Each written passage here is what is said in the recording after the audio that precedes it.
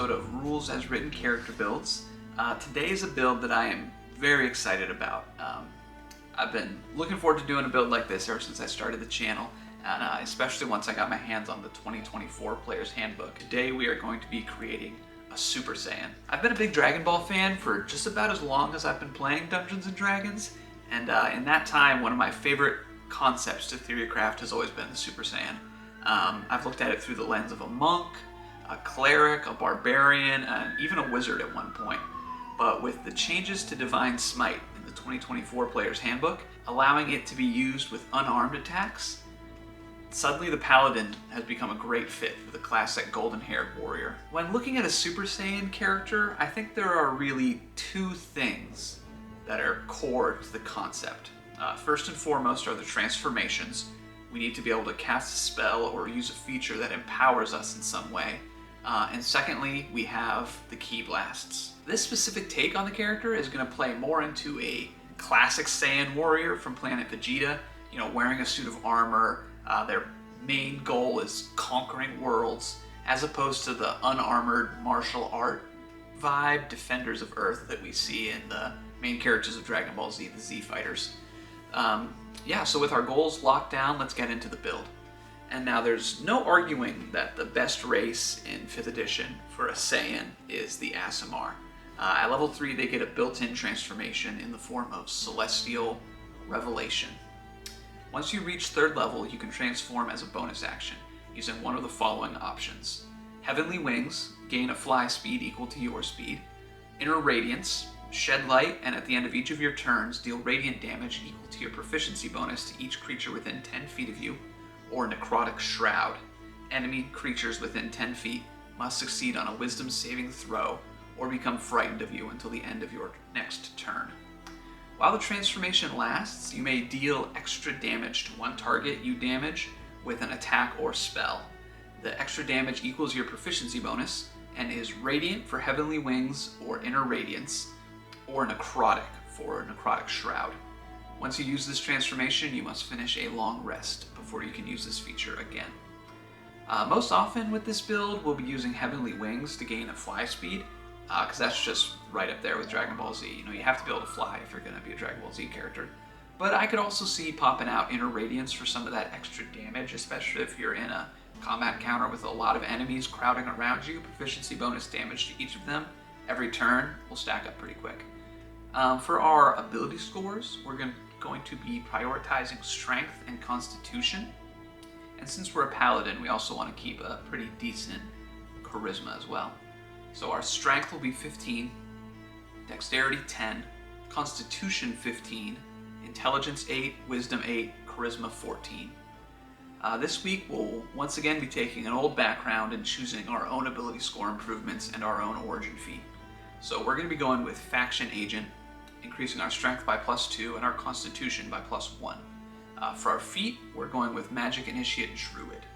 For our cantrips, we're going to take Starry Wisp and Thunderclap. And for our first level spell, we're going to take Absorb Elements. This build doesn't have a reaction, so I wanted to have at least something to fill that action economy slot. And I think Absorb Elements is a good one for that classic Dragon Ball Z moment where you get hit with a big blast. In D&D terms, it might be like a fireball or something like that. The character comes out of the smoke, crossing their arms, they absorb some of the damage, so that'll be Absorb Elements. And then, most importantly from this feat, we're picking up Starry Wisp, which is going to be our Ki Blast. It's a 60-foot range, D8 damage cantrip. That's as close as you can get to an at-will Ki Blast, at least for the build path we're taking. And then Thunderclap's just a fun little AoE that we can pop off whenever we need to. As I mentioned before, we'll be going with Paladin for this build. And unlike a lot of my videos, we actually will not be multi-classing at all. So at level 1, we'll get our armor proficiency and our spell casting. Like a proper Paladin, we'll use most of our spell slots for Divine Smites, which now fits into our bonus action slot, thanks to the 2024 changes to the spell. So that's Divine Smite, casting time, bonus action, taken immediately after hitting a target with a melee weapon or an unarmed strike. The target takes an extra 2d8 radiant damage from the attack. The damage increases by 1d8 if the target is a fiend or an undead. Keep in mind we can upcast Divine Smite for an extra 1d8 radiant damage per spell slot level above 1st. At level 2, we'll get our fighting style, and we're going to pick up unarmed fighting. When you deal damage with your unarmed strike, you can deal 1d6 bludgeoning damage instead of the normal damage of an unarmed strike. This becomes 1d8 if you are not wielding a weapon or a shield when you hit with the unarmed strike. So that's our AC covered by heavy armor, our melee attacks, and our range attacks covered. We pretty much have everything we need to just wade into melee and, fight like a Dragon Ball Z character. So our main power growth that we're going to be seeing with this build as we work our way up to level 20 is going to be progressively getting better features and transformations that we can flavor as Super Saiyan transformations. And the first ability that we're going to get to play into this is the first level Paladin spell, Divine Favor. Until the spell ends, your attacks with weapons deal an extra 1d4 radiant damage on a hit. Now, I know about the elephant in the room. Unarmed strikes are not weapons. So this spell shouldn't, rules as written, modify our unarmed strikes. And while this is true, it just absolutely breaks my heart. I mean, Divine Smite now works with unarmed strikes, but this spell still doesn't. And even worse, this spell got buffed in 2024, and it no longer requires concentration. So we could combo it with everything else we're going to get later on in our build for just a little bit of extra radiant damage. But, this is rules as written. That's the name of the channel, so even though I'm dying to use this spell in a build, I'm not going to be using it here. If you're planning on using this build in one of your games, and if your DM is fine with allowing it with unarmed strikes, just add it on top of whatever transformation you're using at your specific level that you're taking this character at. But for this video, no Divine Favor. Alright, so at level 3, we're going to be able to use that ASMR transformation feature that I mentioned before, Celestial Revelation. This is a good power-up. Extra radiant damage, a fly speed, but I don't feel like it's good enough to truly warrant the title Super Saiyan. I mean, at level 3, it's only 2 extra damage on 1 attack per round. So we'll just think of this as a key power-up, like the Dragon Ball Z characters do before a fight. Take a little second, charge up your ki, and then get ready to start swinging. We're also going to choose our subclass at level 3, and we are going with the Oath of Conquest. This gives us some nice uses of our Channel Divinity. The first one is Conquering Presence. As an action, you force each creature of your choice that you can see within 30 feet of you to make a Wisdom saving throw. On a failed save, a creature becomes frightened of you for 1 minute. This frightened creature can repeat the saving throw at the end of each of its turns, ending the effect on itself on a success. Secondly, we can also use our Channel Divinity for Guided Strike. When you make an attack roll, you can use your Channel Divinity to gain a +10 bonus to the roll. You make this choice after you see the roll, but before the DM says whether the attack hits or misses. This is the one we'll probably be using it most often for. It's almost a guarantee turning a miss into a hit, even if you roll like a 2 on the dice and you have like a +5 to hit, that's only a 7. Turn it into a 17, that's going to hit a lot of creatures, so this is a good one to keep in your back pocket. But what we're really here for this subclass is the 20th level feature, which we'll cover later. But for now, that's what we're going to get out of Oath of Conquest. So level 4 gets us our first ability score improvement. We are taking the Grappler feat and bumping our strength up to 18. Grappler states that when you hit a creature with an unarmed strike as part of the attack action, you can both damage and grapple it. You can use this benefit only once per turn. Additionally, your speed isn't halved when moving with a creature grappled by you, and you have advantage on attack rolls against those creatures. Locking down enemies with your grapples without sacrificing the damage and then pummeling them is very fitting for our Saiyan Conqueror. We also get the fun little combo of activating our Heavenly Wings, grappling a creature, flying as high in the air as we can because grappling doesn't slow us down, and then dropping them for some free fall damage. Level 5, of course, as with all martial characters, is going to get us extra attack, so we can now punch twice and then smite off of our bonus action. And at level 8, we'll get another ability score improvement, and we're going to be taking the Crusher feat, bumping our Constitution up to a 17. This gives us 2 benefits. Push, once per turn when you hit a creature with an attack that deals bludgeoning damage, you can move it 5 feet to an unoccupied space. And also Enhanced Critical. When you score a critical hit that deals bludgeoning damage to a creature, attack rolls against that creature have advantage until the start of your next turn. Knocking enemies away with the power of our punches is very Dragon Ball Z.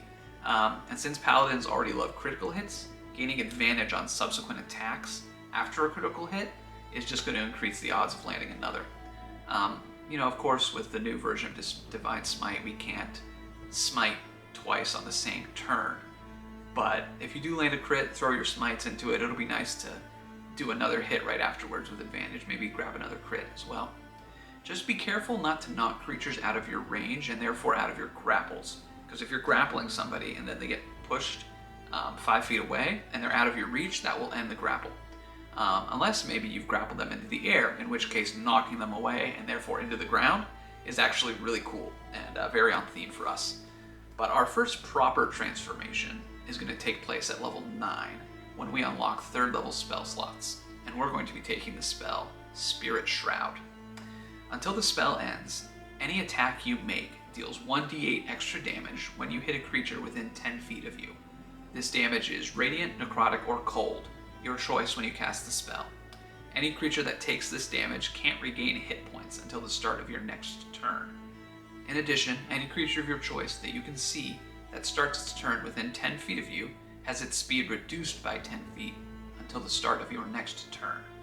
Now, this is what I call Super Saiyan. That's twice the damage dice that we're used to hitting with our unarmed attacks, and the anti-healing side effect is actually kind of pretty fun, just to show how hard we can hit. It's good for a villainous character, making sure that whoever you're targeting isn't going to get healed or brought back into the fight later on in the same turn or anything like that. This transformation also takes a bonus action. So if we're comboing it with our Celestial Revelation, it'll take 2 turns to get to full power. But Dragon Ball Z is all about slowly growing your power up to maximum while fighting, so we don't mind taking a little bit of extra time to get up there. At level 11, we'll get the feature Radiant Strikes. Your strikes now carry supernatural power.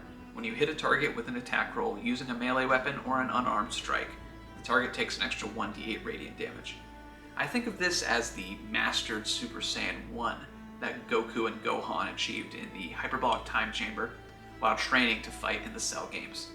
They were able to stay in their Super Saiyan form 24/7. They even slept as Super Saiyans. So that's a benefit that's always around. And the nice thing is that it stacks with Spirit Shroud. So if you cast Spirit Shroud and you're level 11 or higher, it's going to be an extra 2d8 radiant damage per hit. That's the same damage that we get from a Divine Smite. So now it kind of feels like every single one of our punches is a Divine Smite. Plus we can still Divine Smite on top of that. At level 12, we're getting pretty reliant on keeping our concentration up for Spirit Shroud. So I think that we should use our ability score improvement on the Resilient feat, choosing Constitution. Increase your Constitution score by 1. You gain proficiency in Constitution saving throws. That puts our Constitution up to 18, getting the +4 modifier. Also our proficiency of +4, and now also the +2 of our Charisma modifier from our Aura of Protection means that our concentration checks are now at a +10. So it's very difficult to fail that saving throw. Anything 20 damage or lower that you take is going to be an automatic pass. Alright, and now at level 16, we unlock our 5th level spell slots, and we can now upcast Spirit Shroud, gaining 2d8 radiant damage per hit. This means that we're now doing 4d8 total damage per hit. That's pretty good, and I think that that's deserving of the title Super Saiyan 2. Level 16 also brings us another ability score improvement. We're going to increase our strength, bringing it up to 20 for the +5. So that's Super Saiyan 1 and 2 underneath our Saiyan Conqueror's belt. All that's left is the ultimate form, Super Saiyan 3, and our subclass is going to give us the perfect feature for this. Invincible Conqueror. At 20th level, you gain the ability to harness extraordinary martial prowess. As an action, you can magically become an avatar of conquest, gaining the following benefits for 1 minute. You have resistance to all damage. When you take the attack action on your turn, you can make 1 additional attack as part of that action. And your melee weapon attacks score a critical hit on a roll of 19 or 20 on the d20. Once you use this feature, you can't use it again until you finish a long rest. Finally, the one you've been waiting for, the legendary Super Saiyan 3. An expanded critical range, an extra attack, and resistance to all damage that effectively doubles our hit points. This is the best transformation yet. And even better, because it's not a spell, we can combine it with everything thus far. That's what I like about this build. Everything that you get can be used with the next step in your evolution. our transformations in combat are going to look like this. Turn 1, we use our bonus action to activate Celestial Revelation and fly 30 feet into the air. Then you're going to drop some monologue about how you're going to show the enemies the true extents of your power, and then you're going to use your action to activate Invincible Conqueror. Then you'll still be powering up between now and your next turn. So while everyone else is taking their turn squirming around on the ground, fearing your power, you'll be floating in the air above them, a screaming, glowing figure halfway through a power-up. Very on brand. Then on your second turn, you can use your bonus action to cast a 5th level Spirit Shroud, completing your power-up. Take a moment to rant about your overwhelming power and how doomed all of your opponents are, and then swoop down and make 3 attacks at 48 plus 5 against the biggest, baddest enemy on the battlefield. Use the grapple feature of your unarmed strikes on the first hit, granting the rest of your attacks advantage. On each of your turns for the rest of the 1-minute transformation, you'll have your bonus action available, so you're free to cast Divine Smite. Now that's the roadmap for Super Saiyan 1 through 3. At level 3, we get the ability to power up. At level 9, we can become a Super Saiyan 1. At level 16, we can become a Super Saiyan 2. And at level 20, we finally unlock the legendary Super Saiyan 3. This build also has a sub-theme of fear going on. Like I mentioned, we can impose fear with our racial Celestial Revelation feat, using the Necrotic Shroud feature. Our subclasses channel Divinity, Conquering Presence, and also there's a new 9th level Paladin feature called Abjure Foes, which lets you throw some fear out on enemies as well. And also, every Paladin can use the Wrathful Smite spell as a bonus action when they land a hit for some single target fear application. Now, applying fear is worthwhile for us because of our subclass Aura from Oath of Conquest. If a creature is frightened of you, its speed is reduced to 0 while it is in your aura, and that creature takes psychic damage equal to half your Paladin level if it starts its turn there. At 18th level, the range of this aura increases to 30 feet. So if we manage to apply fear to our targets, the passive damage here adds up pretty quickly. I mean, half of your Paladin level per turn. If we're level 20, that's 10 damage just for standing next to us. Not bad.